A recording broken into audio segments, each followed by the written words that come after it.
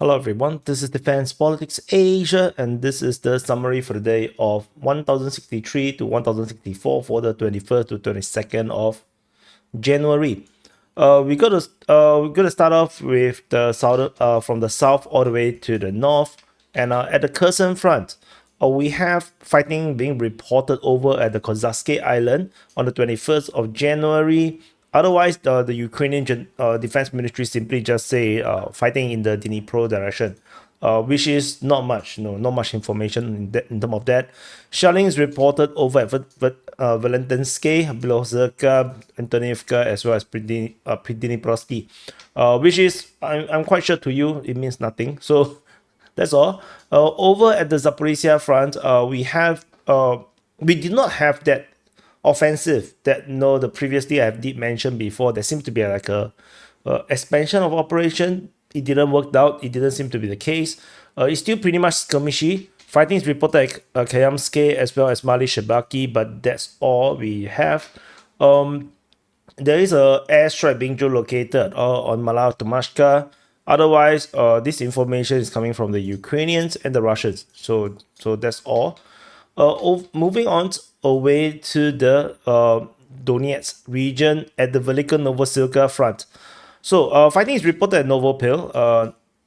Nothing much. Shelling is reported at Dnipro and Hiya, as well as Novi Koma. And then we go to we need to zoom in into Velika Novosilka. So Russian forces have now taken the entirety of the eastern part of Velika Novosilka. This mapping is coming from the Ukrainian side, and they have mapped that the entire eastern part of Velika Novosilka has fallen. This could also be a sign of potential Ukrainian withdrawal, because you withdraw from the east, moving west or northwest. So it makes sense that this part will fall first. There is no news regarding the south though, which is in danger of encirclement. So this is actually pretty desperate for the Ukrainian situation. Russian forces is geolocated outside of this geolocation. It was in the previous geolocation, previous mapping of the frontline change over here, which shows you that the geolocations can be late, a few days late. So like this frontline change was reported on the 18th. So yeah, it's around 4 days old. So that's something to note. Every time you saw footages, like the soldiers do not have an obligation to show you real-time footages, right? They always post later. So Ukrainian forces are getting shelled near Velika Novosilka along the Bokriali River. I'm not sure if they are going up or going down, but definitely they are probably preparing some crossing for potential withdrawal. I'm quite sure. Sensible commanders will do that. I'm not sure about Ukrainians, if they are sensible or not. Fighting is reported in the Vremivka region according to the Ukrainian Defense Ministry on the 22nd. So I wonder if this is something related to potential counterattack from the Ukrainians to try to relieve the forces that's getting encircled at this moment. So, and if you watch the conclusions posted around almost 12 hours ago, Velika Novosilka is break up into various chunk of city. So there's this chunk around here. This is I call A, and then there's this chunk. This is B, and then you have C in the bottom. So it's basically 3 chunk. They are all separated by rivers and they are connected with bridges. And most of these bridges have been destroyed previously by the Russian side. Clearly, the bridges could still potentially be used, putting some wooden planks or whatever. I'm quite sure there's some way you can still do it, still use it. But it's just these few rivers. Unless there's a potential that the rivers are frozen, that they can cross it or they can swim across it. Although it's very cold. The river is not exactly like super far. It's swimmable, like 40 meters wide. It's swimmable. It's just super cold. But of course, swimming with gears is a different story altogether. And then if you're wet, and then you might get frostbite. So let's see. I'm not sure. I have no experience of fighting in the snow. In fact, I have never seen real snow that come from the sky with my own eyes. So I only saw artificial snow. So yeah, I mean, yeah, I'm very homely. I only stay in Singapore. Over in the Constantinople sector, there is fighting reported over in the Constantinople towards Bahatir, Oratne. There is shelling reported at Zeleny Kut. I think this is the first time. Yeah, this is the first time Zeleny Kut was actually mentioned. Ukrainian forces geolocated off Alexievka, getting attacked by FPV drones. And then there is fighting reported in Yatarne, Dashne, Ulakli, Andrievka, Shevchenko, Petropavlivka. But of course, this is around the Kurakovo region, and there is some frontline changes in that sector. So let's zoom in and see. So the salient continues to remain over in the Kurakovo region. As I mentioned, this is the only path out. So the Ukrainians still holding position as usual. I really don't get it. Like, what are you gonna get out of trying to hold a salient? But that's what the Ukrainians like to do. Geolocation of Ukrainian counterattack at Dashne as which yeah, geolocation of that counterattack. So you know how the Ukrainian operates right now. So some frontline change reported by the Ukrainian side of Russian forces advancing at Yantarne, and we move further up north. Over in this sector, the Russian forces have advanced. Geolocation at Petropavlivka showing Russian advances west of Petropavlivka. Ukrainians have also lost the salient north of Shevchenko. As usual, this kind of salient is as unholdable as the Russians continue to make advance. And they continue to put pressure on Andrievka. Fighting is still reported in the Andrievka region. This information is from the Ukrainian side. So this is not Russian propaganda, Ukrainian propaganda. So the Ukrainians, they know most people don't read their reports. Like I think even Ukrainian YouTubers may not even read Ukrainian Defense Ministry report because it's so boring. So they are rather honest about it. Like the fighting at Andrievka, this being reported, which the Russians don't report on it. The Russians are attacking here, but they don't report on it. So that's why we cover both sides, so we know the whole picture. So it just something to note on that. Over in the South Pokrov sector, this salient here also have collapsed. The Russian forces have captured everything south of Ukrainka and north of Slovianka. So this entire sector has just collapsed. Clearly showing the Ukrainians are actually withdrawing from this region because the distance they have felt is they've fallen is very big. It's more than 2 kilometers per day. So like this is 21st, this is 22nd.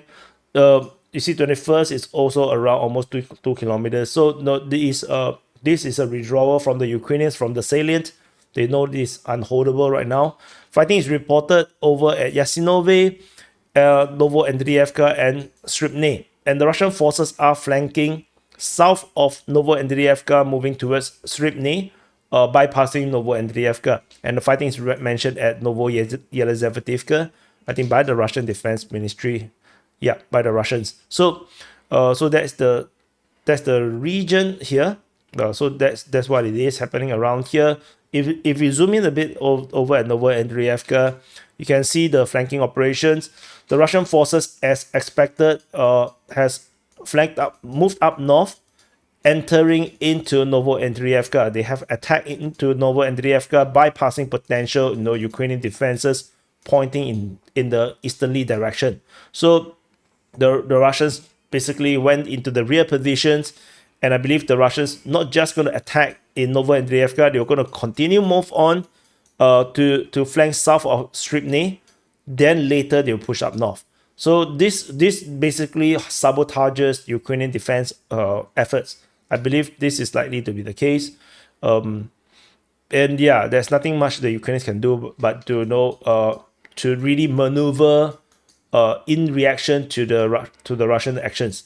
So, but let's see, whether they actually have the training and the commanders that can command and control such maneuvers, because it's not easy. If you've been through military, you will probably know that it's super hard to get people to do things. It's not like in the movies or in the computer games. And even if you tell them to do something, like they will just screw it up. they just screw it up because it's like Like humans can be very stupid. No, we can be quite dumb. So some geolocation north of Novoyelizaveta, there is a Russian motorized rifle unit on the attack. So over in this, so I'm going to go part by part because all are very special. In the Vasilivka region, finally the Ukrainian mapping has considered that the intestine does not exist. So they have declared Russian forces capturing Novovasilivka, and the fighting is moving on to Uspenivka. Novosahiyevka is mentioned by the Ukrainian Defense Ministry, along with Novo-Alexandrivka mentioned by the Russian Defense Ministry. So the Ukrainians have acknowledged that the Russians are pushing probably from the north of Uspenivka from Solone, fighting moving towards Novosahiyevka, while the Russian Defense Ministry is mentioning the attack coming towards Novo-Alexandrivka. Solone was mentioned by the Russian Defense Ministry on the 21st, may be relating to potential fighting at the intestine. So the intestine is gone. So yeah, that's the end of the chapter of the intestine. So thank you for watching. Press the like button. No, I'm just joking. Let's moving on.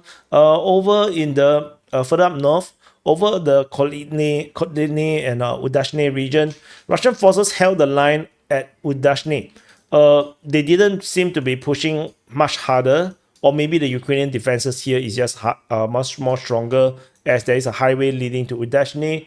Russian forces is now flanking west of Kotliny.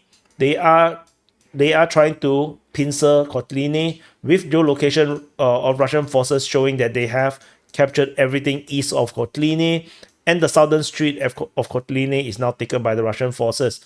Russian Defense Ministry announced the capture of Vovkove, so that's what's happening in this sector. If I'm going to zoom in, you'll probably see the situation here. Geolocation of Russian forces already entering into Kotliny now, and the Ukrainian mapping have mapped that the southern street has entirely fallen to the Russians. So with this, and then with the flanking operation coming up on the western tree line, we are seeing the Russians going to go for this industrial building, and they potentially could storm back into the northern part of Kotliny, creating a pincer. And the Russians could also attack in the north, closing up potential retreat routes. So this, the Ukrainian forces here is under threat of encirclement. I think the wise thing to do is to retreat to a more defendable line, because if they don't defend these kind of places to prevent encirclement, then yeah, retreat is probably the right thing to do. If you can defend, then you can of course hold on to Kotliny for a much longer period of time. Otherwise, you're just gonna get stuck. And if you get stuck, you die. So don't get stuck. No. Over in the Pokrov sector, I talk as if it's so easy. Just don't get stuck. I also get stuck. You see, my viewership is not increasing. I also get stuck, so I die. Okay, so that's so over in the Pokrov sector, we have fighting reported over in Leontovishki. Leontovishki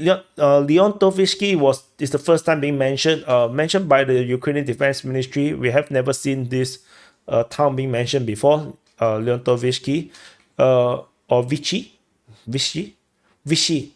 Leonto Vinci. Anyway, and Vrfove is also mentioned. The Russians are attacking this sector. I believe the Russians have managed to successfully flank north of Vrfove, which is not reflected on the mapping just yet, because you can't hit Leontovishki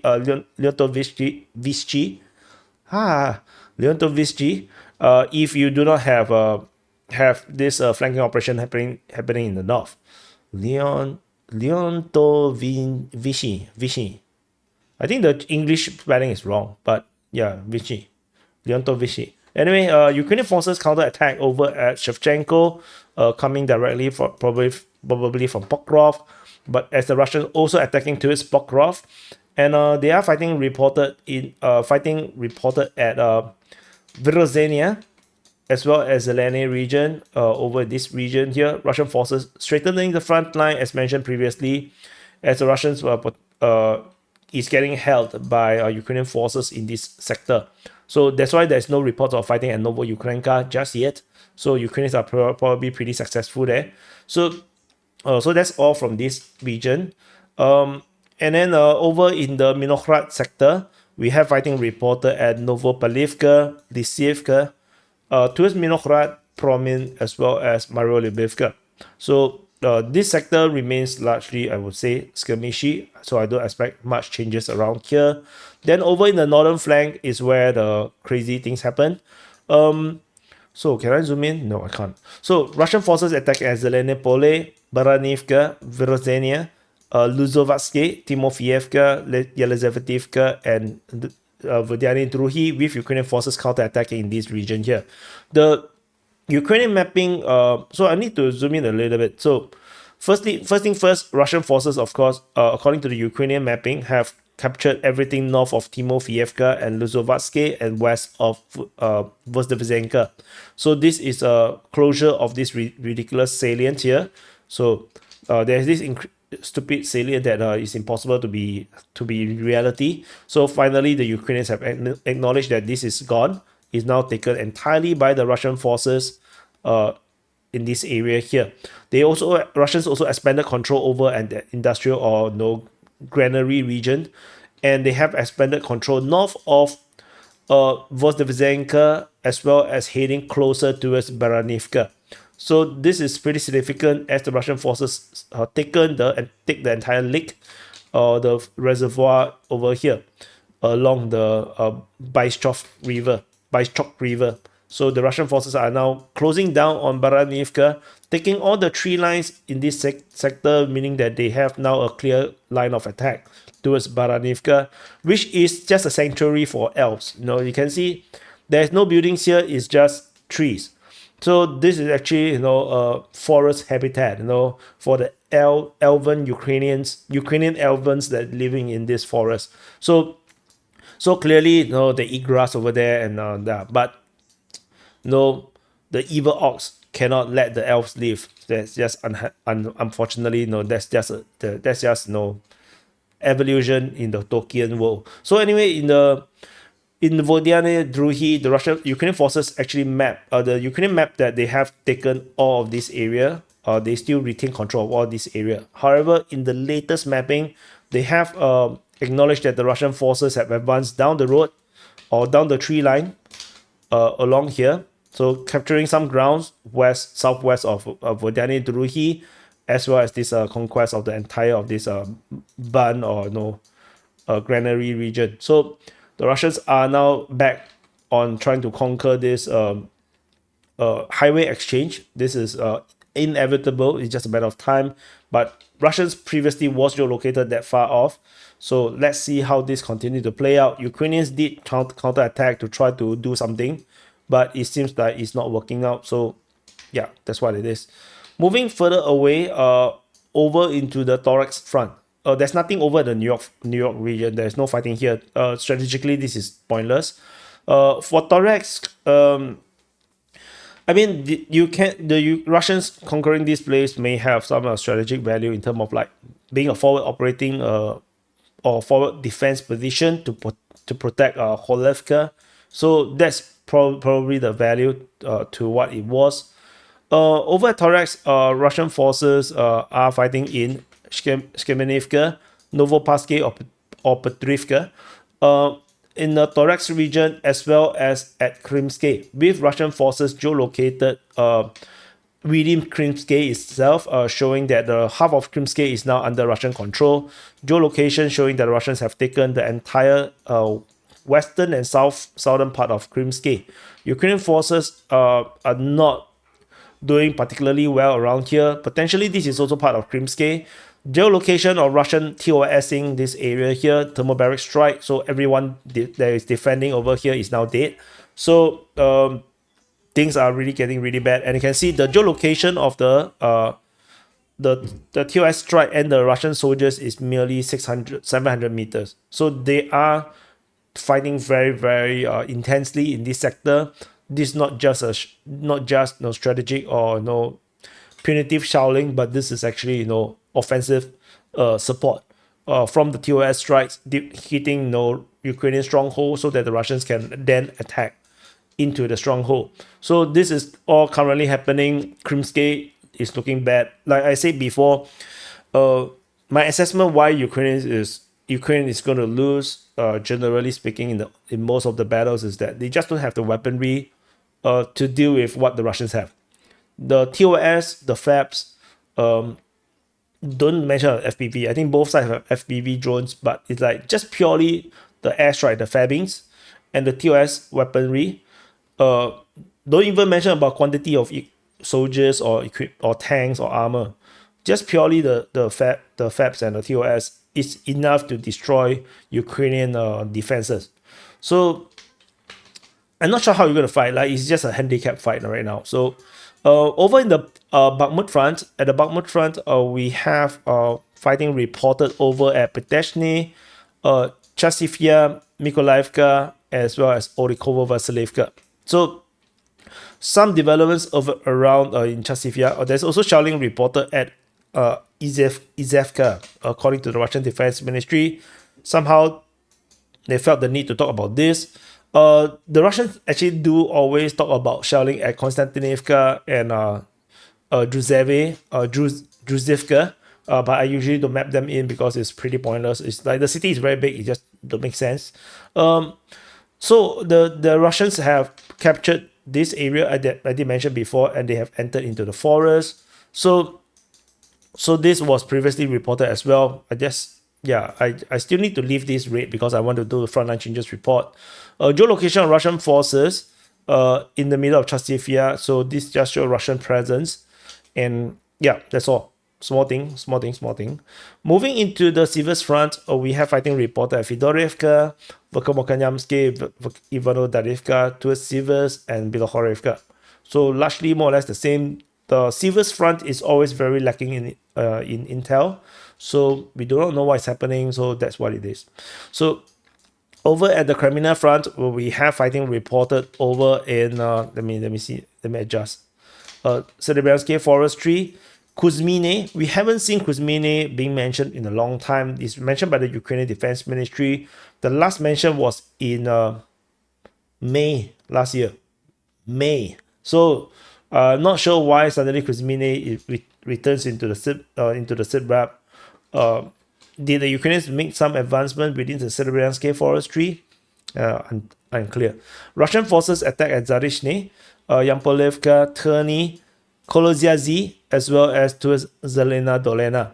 The fact that Ivanivka and Bilohorivka is not mentioned is pretty suspicious. No, so it might suggest the potential Russian advancement in this sector, because now the focus is Koloziazy and Zelena Dolena.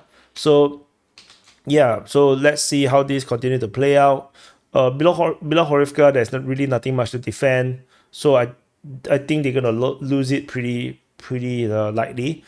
Moving on to the Borova front. At the Borova front, we have fighting reported at Zarizove, Novokrylyakivka, Lozova, Zelenehai, Stepi or Petrov-Trevneve, Kopanki, Novosahievka, and Novoyehorivka. So pretty much the same strategic situation with the big frontal arrow movement down towards Borova. But yeah, we don't have much information, not much stories to talk about. Over at the Kupiansk front, we have fighting reported at Khrushchevka and Petropavlivka. There's no mention of Pischany. So yeah, so that's all. Which means that the Russians are likely to still hold on to this Kupiansk front as a kill zone. So they are really not interested to close up this salient. Moving into the Borova front, we have fighting reported at not Borova front, Voreshna front. Fighting is reported at Voreshna towards Kokivka. Zapatne was declared captured by the Russian Defense Ministry. We do not have mapping to support this yet. So, but just to take note, potentially it is captured by the Russian forces. Geolocation of FPV drone strike on Ukrainian forces at Katyanivka already happening. So the Russians are now pushing out. They are now pushing out already. And then Kayamka was mentioned. So I mentioned it as an attack. So because it's too close to the front line. So anyway, that's all from the Voreshna front. And we move on over in the Kharkiv front. We only have fighting reported at Voschan, and that's all. Nothing really much else happening in the Kharkiv front. We move into the Kursk front. At the Kursk front, in the southern flank, the Russians are attacking at Goevo, Krylovka, shelling at Gogolevka, attack or shelling at Goncharovka, and fighting reported at Makhnovka. So there's still these big flanking operations around the south of Sudja currently happening, but the terrain here is very advantageous for defenders. So it's going to take a long time for the Russians to push through. Geolocation or FPV drone strike within Sudja happened already. So yeah, so no, Sudja is going to be a very scary place from now on. Moving up north, over in the northern flank, in the Krylenkoye region, Russian forces are attacking Staraya Sorokina, Nikolaevka, Malaya Loknia, and then previously, as I mentioned, frontline changes at Viktorovka, and fighting is reported over at Nikorsky. So that's all from this northern flank. And the fact that the fighting is mentioned as Staraya Sorokina might suggest that the Russians have maybe taken this entire northern half. This entire part of the front line may already be closed down and taken entirely by the Russian forces. This is a possibility. So just to take note. And over in the western flank, we have fighting reported at Loknia, Lebedevka, Svediklovo, as well as Nikolaevo Darino. Previously, as mentioned, Russian forces taking the south. And that's all. So anyway, that's it. So this is the entire situation report for the day of 1063 to 1064, 21st to 22nd of November. So do press the like button, subscribe. Thank you for the new Patreon members. And also for the people who donated on Coffee. Thank you so much. And also do consider becoming YouTube members on the various channels. And I'll see you guys in the next update.